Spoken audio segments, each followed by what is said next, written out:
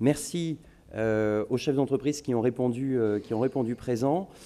Tout à l'heure, il était noté dans le diagnostic par le cabinet Sémaphore la richesse du tissu industriel. Les chefs d'entreprise qui ont répondu présent représentent cette diversité par leur secteur d'activité et aussi par la taille de leurs entreprises. Et je vais leur demander chacun, tout d'abord, de se présenter. Olivier, si vous voulez bien démarrer.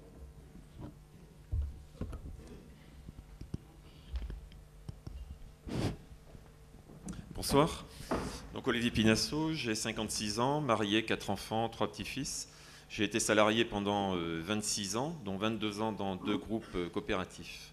J'ai été licencié en 2004 pour raisons économiques, ce qui a été pour moi un véritable détonateur, mais plutôt dans le sens salutaire, puisque ça m'a décidé de me projeter sur autre chose, c'est-à-dire un vrai challenge professionnel.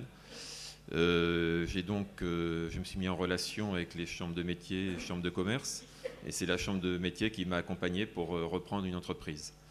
À Duras, donc la SRL Matignon Agri en l'occurrence, à Duras, en août 2005. Donc je suis dans ma 10e année de reprise, qui pour moi est quand même important. Le métier, entretien et réparation et vente de tracteurs et de machines agricoles. Le chiffre d'affaires à la reprise était de 410 000 euros et actuellement j'oscille entre 1,4 million et 1,5 million. J'ai 6 salariés, dont un apprenti et un temps partiel pour la comptabilité. Le positionnement de l'entreprise sur le service de proximité, avec la priorité mise sur la compétence, la réactivité et la qualité d'accueil. Mon credo, alors je pense à ce qu'a dit le professeur Pecker tout à l'heure, la petite phrase que vous avez dit par rapport aux voisins. Alors, j'avais tapé ça ce matin, donc je ne vous plagie pas. C'est vraiment mon credo, faire ce que mes gros concurrents ne veulent pas faire ou ne savent plus faire. Je suis par ailleurs président de mon syndicat professionnel pour le Lot-et-Garonne et au conseil d'administration France de ce même syndicat. Et je suis également administrateur Crédit Agricole, caisse locale de Duras. Merci beaucoup Olivier. Patrick, si tu veux bien te présenter également. Donc, Patrick Lézère, je dirige une entreprise qui est basée à Foyer, à côté de Tonins. Donc, j'ai 75 salariés je fabrique, je conçois d'abord, et puis je fabrique et je commercialise des machines agricoles qui sont attelées à des tracteurs et qui travaillent la terre. Donc, ma spécialité, ma spécificité, c'est de travailler la terre avec des disques, des dents, des rouleaux. Donc, ce sont des calottes sphériques ou des dents qui se mettent en mouvement avec l'avancement du tracteur et qui travaille la terre pour incorporer sur tous les résidus après la récolte et créer de la matière organique. Donc cette entreprise est basée à Foyer depuis cette année 160 ans. Enfin, à Tonins d'abord et puis à Foyer. On a démarré comme forgeron de campagne à Tonins, à côté du jardin public, rue La Bruyère. Et donc quand l'usine est devenue trop petite à Tonins, on a déménagé sur Foyer. Et aujourd'hui, on a 1 hectare couvert, l'usine fait 1 hectare, et donc on est très intégré, on fabrique pratiquement tous les éléments, tous les composants qui rentrent dans nos machines. Nous sommes équipés de machines à commande numérique, que ce soit des tours, des centres d'usinage. Nous avons aussi 3 robots de soudage et 3 cabines de peinture, et voilà, donc très intégré par rapport à d'autres constructeurs. En dehors de ça, donc, j'ai d'autres casquettes. Donc, je suis président de l'UMM de Lot-et-Garonne, vice-président du MEDEF, et j'ai l'honneur aussi de présider le cluster machinisme, l'innovation en action, qui est basé à Nérac, dont je vous parlerai tout à l'heure. Merci beaucoup. Pascal. Pascal Varescon, L'Œuf Gascon, domaine de Tosia. Entreprise familiale, mon frère Denis s'occupe de la production, moi Pascal, je m'occupe de commercialisation plus conditionnement. Et nos parents sont à la retraite aujourd'hui, ils étaient originaires du Haut-Doubs, ils se sont installés sur une propriété en fermage en 1961. Et ils ont très vite compris que les vaches dans le Lot-et-Garonne c'était un peu compliqué, que les poules allaient mieux. Donc en 65, ils ont créé un groupement de producteurs pour commercialiser des œufs sur le sud-ouest, qui s'appelait Agrilo à Sainte-Livrade. Et en 81, la propriété a été vendue. Mon frère s'est installé comme jeune agriculteur. Et on a créé la marque l'œuf gascon pour commercialiser sur les magasins du département et après sur les départements limitrophes. En 90, on a essayé de faire un groupement de producteurs au niveau national et une marque nationale pour pouvoir commercialiser nos œufs avec des références nationales, mais tout en gardant la proximité au niveau de nos clients. Ça nous a permis de rentrer dans des centrales avec la marque œuf de nos villages qu'on ne pouvait pas faire avant avec notre marque œuf gascon. Aujourd'hui, on a plusieurs activités. La première, c'est déjà de produire des poulettes. On produit à peu près 600 000 poulettes par an. On produit notre aliment, 30 000 tonnes par an, dont 18 000 tonnes de céréales qui sont produites à 80% sur des agriculteurs voisins et 20% en interne. Après, on produit des œufs pour commercialiser. On produit de l'engrais organique sous forme de granulés qui sont resservis aux agriculteurs voisins, aux arboriculteurs, aux gens qui font de la noisette, aux viticulteurs aussi. On conditionne ces œufs sur un centre de conditionnement à Damazan et on commercialise sur le sud-ouest à peu près 200, 220, 250 millions d'œufs. On a une nouvelle activité qui est très récente, c'est l'activité de l'œuf liquide, où c'est qu'on fait des packs de 1 litre, 2 litres, 5 litres, 10 litres pour les collectivités, pour tout ce qui est industrie alimentaire. Aujourd'hui, le groupe représente 35 salariés et 24 millions d'euros de chiffre d'affaires. Merci beaucoup Pascal. Donc passons de l'œuf à la confiture avec Lucien Georgelin. Bonsoir. Alors Lucien Georgelin, il y a 32 ans, j'étais agriculteur, j'ai commencé à faire les premières confitures dans 2 bassines. Aujourd'hui, entreprise, c'est un peu plus de 34 millions d'euros de chiffre d'affaires. Ne fabriquons pas que de la confiture, fabriquons aussi des pâtés, des plats cuisinés, des compotes, des pâtes de fruits, bientôt des gâteaux, voilà un petit peu, qui sont sans foie avec nos confitures.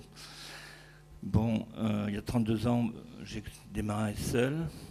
Mon frère Patrick est arrivé quelques années après. C'est une entreprise familiale. Nous sommes tous les deux patrons de notre entreprise. Voilà. Bon, ma demande, je me dis qu'aujourd'hui, on parle beaucoup du développement durable.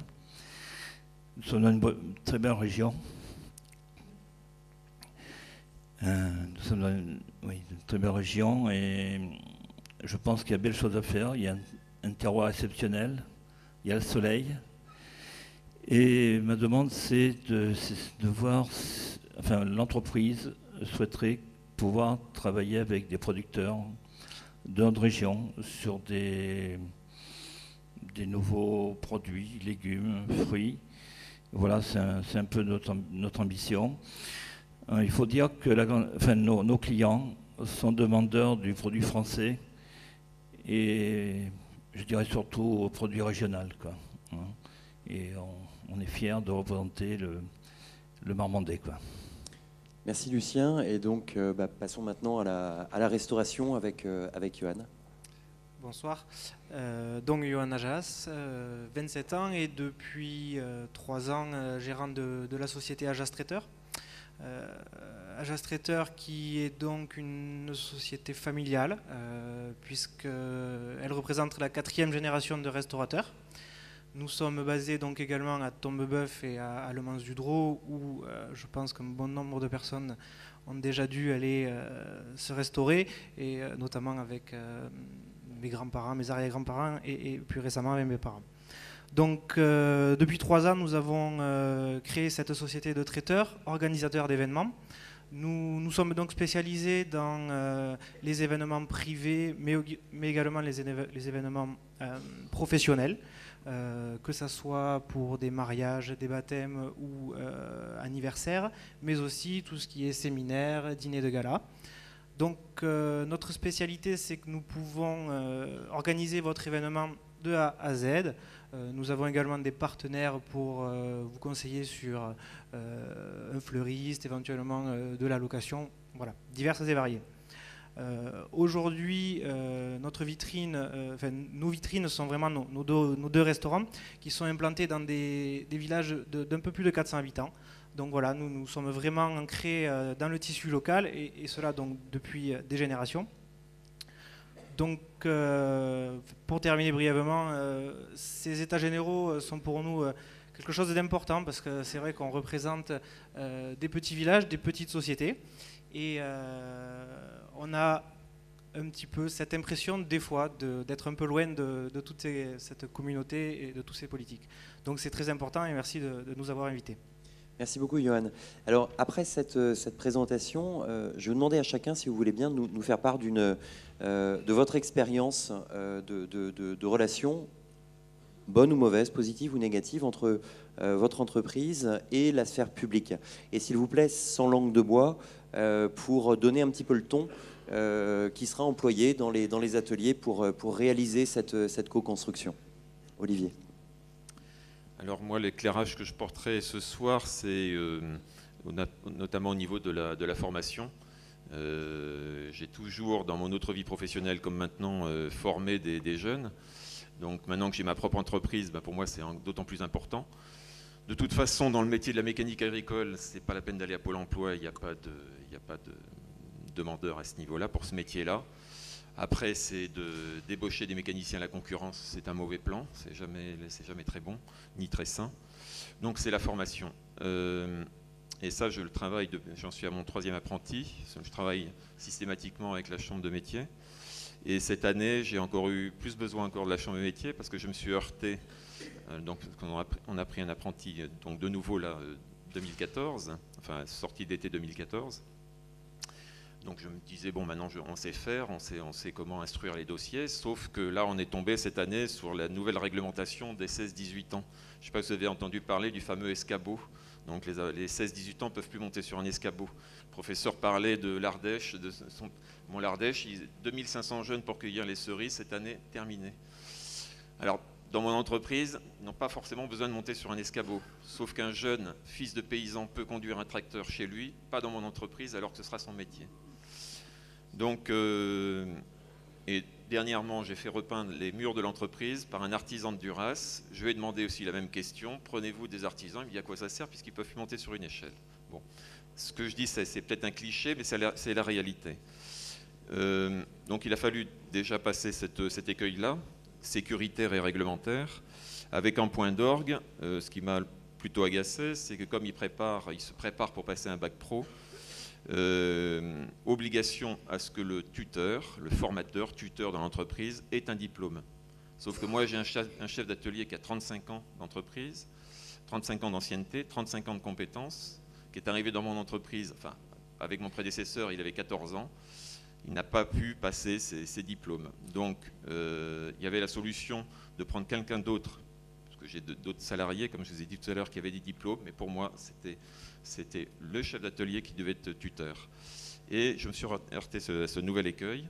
Et donc, je me suis adressé à monsieur Zaros, qui m'a aidé dans ce cas de figure, puisqu'il a fallu aller jusqu'à faire une demande auprès de l'inspection académique pour obtenir que mon chef d'atelier puisse être tuteur. Voilà. Bon, j'en arrête là, c'est un exemple. Il faut savoir que dans les entreprises à la dimension de la mienne, il faut se battre sur ces problèmes réglementaires, sécuritaires, sur la pression fiscale, et j'en passe. Donc c'est en partie un exemple de l'aide que peut apporter, là en l'occurrence, la Chambre des métiers, quand on est confronté à ce type de difficultés. Patrick, est-ce que tu peux également nous faire part de ton témoignage, s'il te plaît? Oui, donc j'avais plusieurs niveaux de témoignages en fait à vous apporter. Surtout, donc au niveau de l'entreprise, évidemment, donc pour l'instant, donc je ne le fais pas exprès ce soir, mais je remercie donc au niveau des services de l'État, des organismes publics, de tous ceux qui nous accompagnent actuellement, parce que je ne peux que me féliciter actuellement de leur aide et leur support. Par ailleurs, donc, je voulais aussi profiter de ces états généraux, puisque je salue Daniel Binquet pour avoir lancé ces états généraux, donc, qui sont pour moi essentiels compte tenu du fait que, évidemment, sans catalyseur, un homme politique et public qui puisse lancer une action comme ça, Donc je pense qu'il ne pourrait pas se créer de lien entre le territoire et l'entreprise.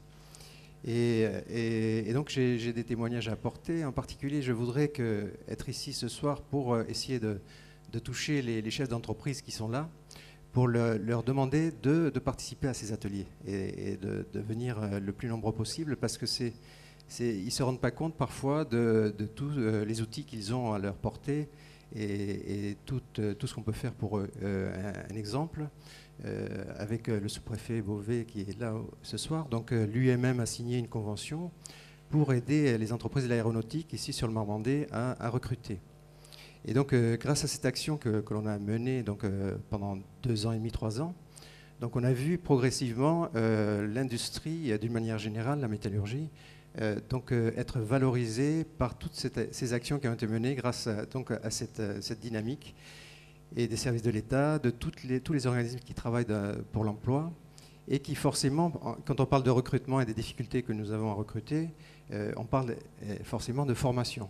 Et donc on a vu au cours de ces années tous ces organismes travailler, faire du sur-mesure pour l'aéronautique, mais après, d'une manière générale, voir que ce travail qui est fait de fond, y compris avec Val-de-Garonne Expansion, avec M. Le Tu, avec le groupement d'employeurs, avec tous les outils que nous avons à notre disposition, on a vu qu'effectivement, au bout de 2 ans et demi, 3 ans, par exemple, un effet indirect, ça a été qu'on a un outil formidable aussi, qui est le lycée Val-de-Garonne.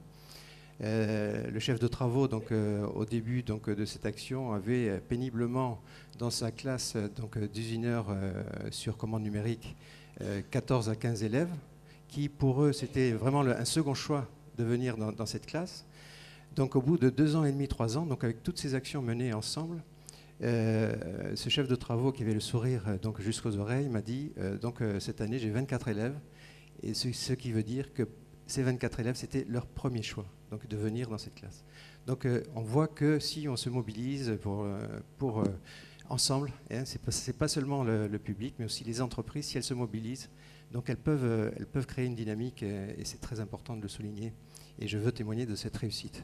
Et après, au niveau je voulais juste parler d'un deuxième niveau, qui est celui du cluster.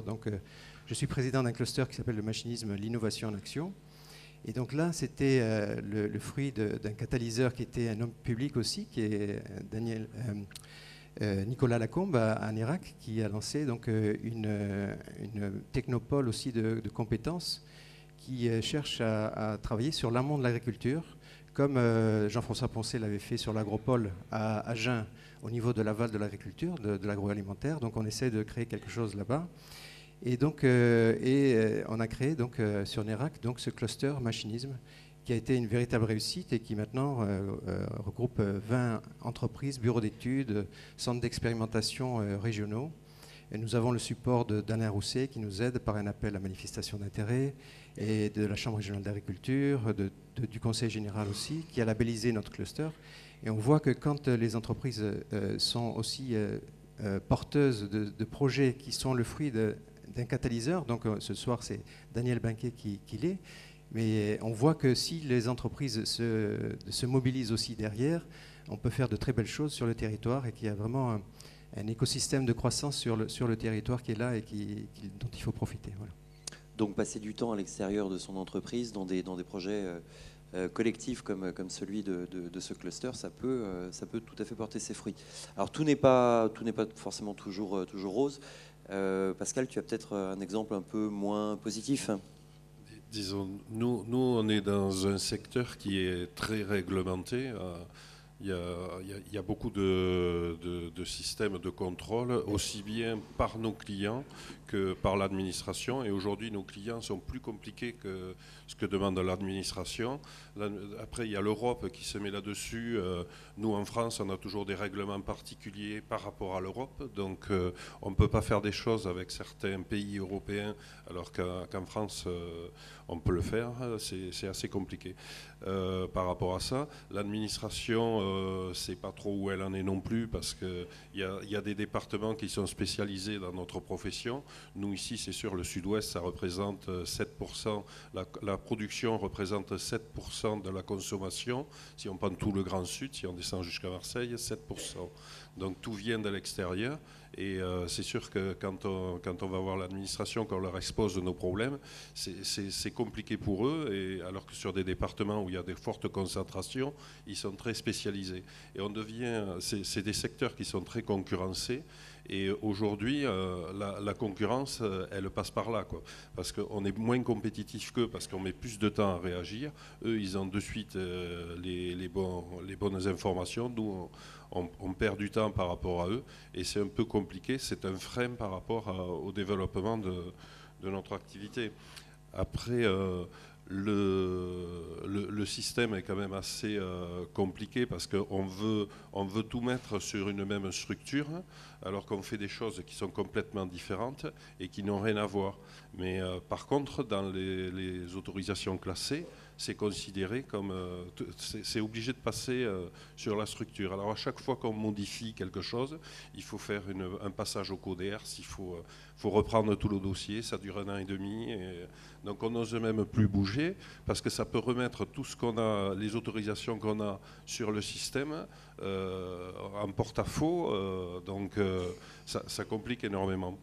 Après, il y a des points Pascal, positifs. Tu nous avais dit, je crois que ça prend 1 an et demi ici. En Bretagne, ça va être 6 mois. Et en Espagne, ça va être 2 mois. Oui, c'est à peu près ça, oui. Ouais. Les proportions, c'est ça. Mais bon, ils sont spécialisés, c'est normal. Les Bretons, c'est 50% de la production française, la Bretagne. Les dossiers, ils connaissent ça par cœur. Donc l'administration, c'est classique. Ils en ont tous les mois, ils ont des dossiers qui passent. Nous, il n'y a que le nôtre qui passe à Agen, et c'est une fois tous les 2 ans maintenant, tous les ans presque maintenant. Mais c'est pas facile, quoi. Et la personne qui s'occupe de ces dossiers-là, elle n'en a qu'un seul, donc elle n'a aucun repère. C'est difficile. En plus, c'est pas sa formation, donc c'est assez compliqué. Il y a 50 personnes qui sont là, qui vont décider qui vont donner l'autorisation ou pas, mais il y en a, disons, peut-être 5% qui savent vraiment le fond du dossier, qui connaissent vraiment le fond du dossier.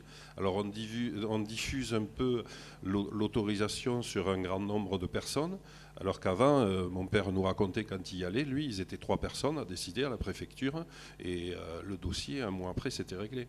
On a compliqué énormément le système.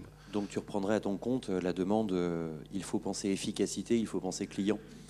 Disons, aussi côté service public. Nous au départ, on est des paysans, et je pense qu'il faut rester sur des raisonnements de paysans. On a compliqué le système, on a toujours rajouté des couches au système, et aujourd'hui, on nous dit depuis une dizaine d'années qu'on va enlever des couches à ce système, mais aujourd'hui, moi, j'ai aucun exemple où c'est que notre administration a simplifié le système. J'en connais pas.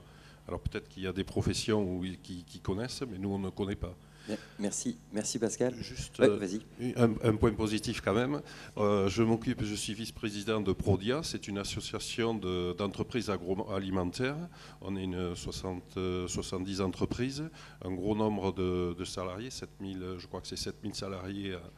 Et sur les réunions qu'on fait là, on partage énormément de soucis qu'on a dans nos entreprises, et on essaie aussi d'optimiser en discutant nos façons de faire, et des fois de travailler avec d'autres entreprises qu'on ne connaissait pas avant, d'être plus complémentaires entre nous, et qu'avant on ne faisait pas. On essayait de faire des référencements, des achats groupés sur des produits. On essaie de discuter pas mal sur des opportunités entre nous, entre entreprises, et surtout se connaître, parce que la communication, je crois qu'aujourd'hui, c'est le vecteur de la réussite. Et on est plus fort ensemble au sein de Prodia que séparés.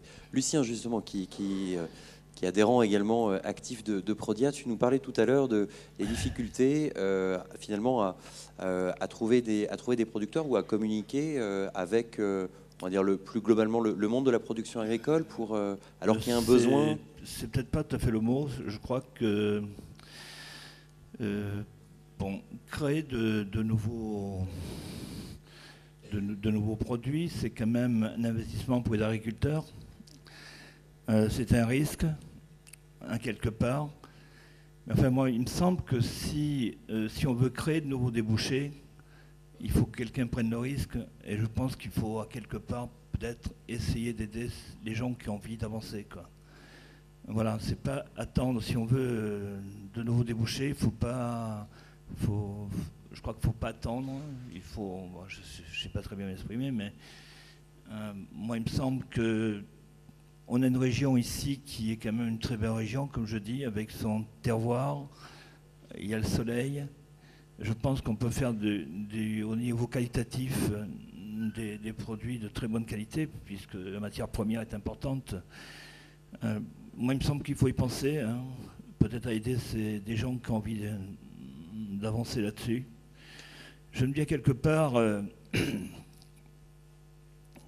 vais parler un petit peu d'argent, mais enfin, bon, ça peut agacer, mais on donne bien des primes pour acheter de la vigne, on donne bien des primes pour acheter des pruniers. Pourquoi on n'aide pas certains agriculteurs qui veulent prendre des risques? Voilà, c'est une question que je pose, quoi. C'est tout, quoi. Merci. Et Johan, donc avec une expérience beaucoup plus courte hein, que les 4 chefs d'entreprise qu'on vient d'entendre, donc ton expérience de la relation avec la sphère publique, quelle est-elle? Alors, c'est vrai que mon expérience est minime sur ces relations-là, mais en étant une entreprise vraiment rurale, je voulais mettre peut-être l'accent sur les disparités qui peuvent exister entre les zones urbaines et les zones rurales. Je pense qu'il faut vraiment avoir conscience que depuis la crise de 2008, mais surtout depuis ces dernières années où on a vraiment ressenti, nous, dans les zones rurales, les conséquences, c'est difficile. Alors c'est difficile, nous on travaille beaucoup, 7 jours sur 7, mais on a cette impression quand même d'être un petit peu seul. Alors plutôt que de communiquer peut-être par des mails, par des coups de téléphone, essayer de réfléchir à comment on pourrait être un peu plus sur le terrain. Nous on y est tous les jours avec nos clients. C'est la sphère publique. La sphère publique, voilà. Être au plus près de ces entreprises-là en milieu rural qui ont besoin de soutien sur, je pense, la diminution un petit peu de toutes ces normes qui viennent s'ajouter chaque année, ou même presque chaque mois des fois.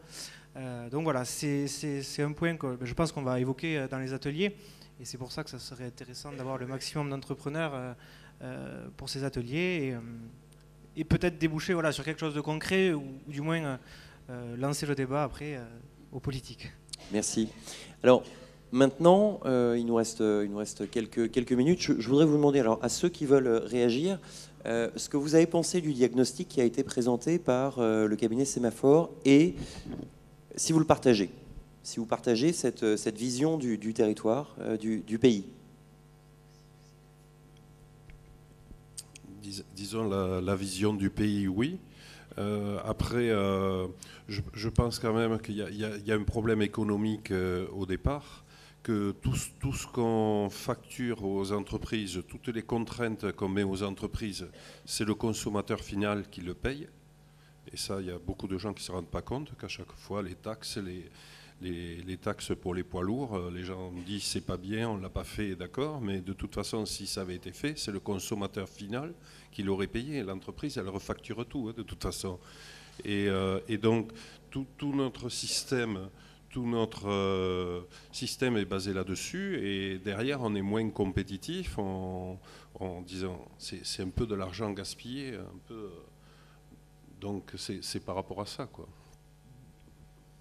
Sur les points forts peut-être qui ont été mis en avant dans ce diagnostic, vous les partagez, Patrick?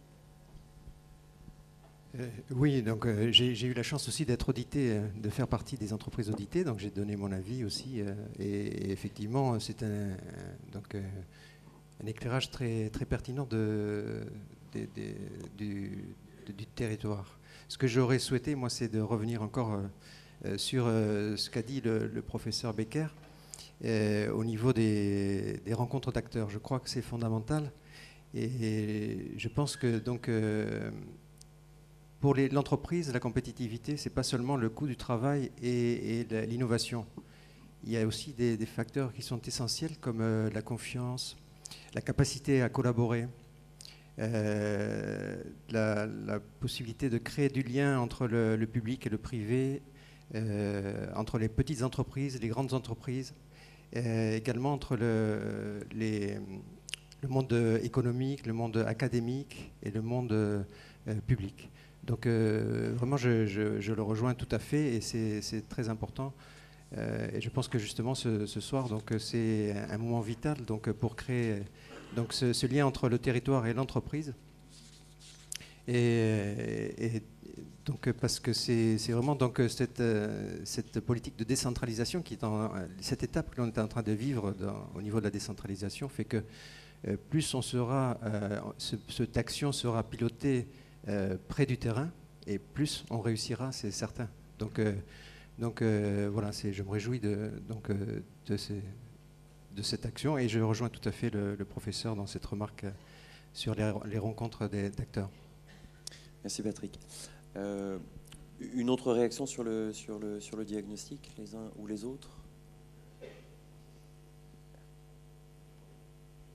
Olivier? Moi, ce qui m'a frappé, enfin bon, je le savais, mais les chiffres sont plus parlants, c'est quand même la proportion importante d'entreprises de moins de 10 salariés. Donc, ces entreprises dans lesquelles je me retrouve, bon, nous, on est très proches, enfin, moi en l'occurrence, de nos communes, de nos communautés de communes. Aller au-delà,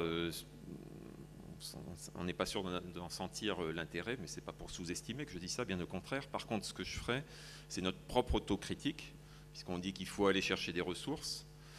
Je vous ai dit tout à l'heure que j'étais président de mon syndicat professionnel et j'ai le plus grand mal à faire venir mes propres collègues pour discuter de réglementation entre nous.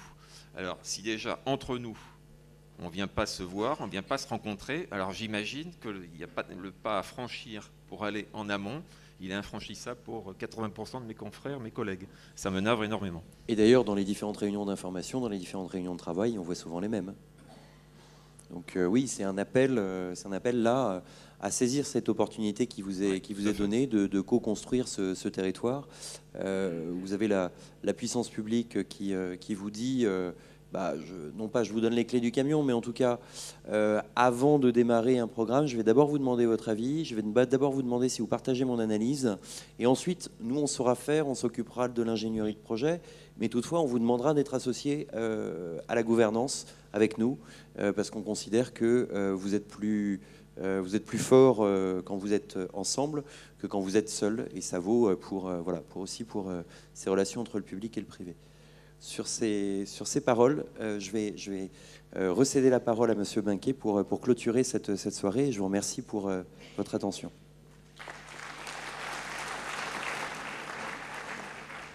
Juste un petit mot, puisqu'effectivement c'est la soirée des entreprises, ce n'est pas la soirée de la gouvernance politique. Beaucoup de choses ont été dites ce soir, des choses très intéressantes du vécu, beaucoup d'attentes, et je crois que ce soir, je m'adresse là aux élus qui sont ici. Je crois que nous sommes maintenant soumis à un devoir de résultat.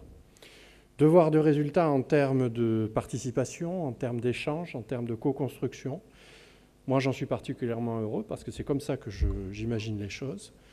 Je crois que ce territoire a beaucoup d'atouts. On l'a vu tout à l'heure dans la matrice AFOM. Les participants à cette table ronde vous l'ont dit, ils ont partagé leur expérience. Beaucoup d'atouts, ça veut dire que tout est encore possible. Ça veut dire que le territoire de demain, c'est maintenant qu'il faut le construire. Ça veut dire qu'il faut y réfléchir ensemble. Mais il faut y réfléchir sans tabou, sans a priori, en mettant tout sur la table. Moi, en tout cas, j'y suis prêt, au titre de Val-de-Garonne Agglomération. Je pense que les autres présidents d'intercommunalités le sont aussi, parce qu'ils ont immédiatement souscrit à la démarche. Nous nous retrouverons bientôt. Vous avez les ateliers maintenant à assumer, parce que c'est vous qui allez les assumer. On est dans une terre sportive. Eh bien, écoutez, la balle est dans votre camp. Ensuite, nous prendrons nos responsabilités. Je vous remercie à tous et je vous invite à passer à côté pour un petit apéritif dînatoire. Merci à vous tous.